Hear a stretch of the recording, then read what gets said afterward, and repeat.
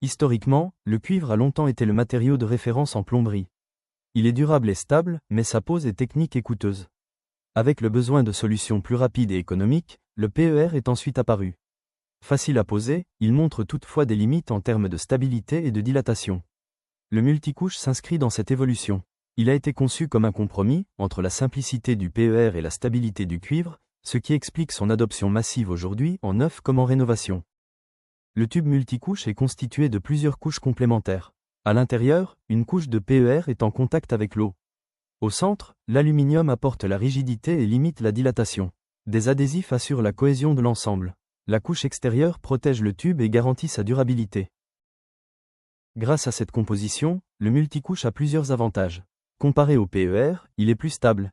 Il se cintre à la main et conserve la forme obtenue, ce qui permet des tracés nets et maîtrisés.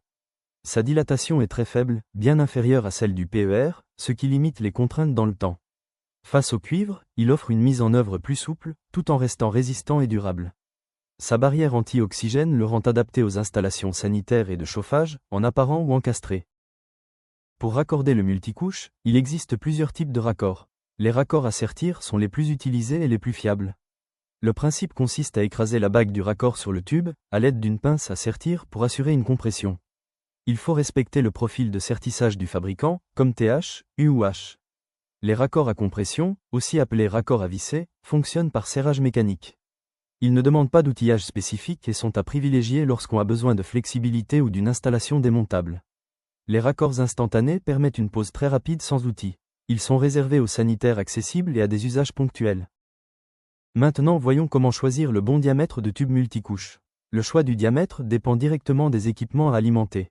Le diamètre 16 est utilisé pour les points de puisage courants, comme les WC, les lavabos, les machines à laver, les éviers, les douches ou encore les radiateurs.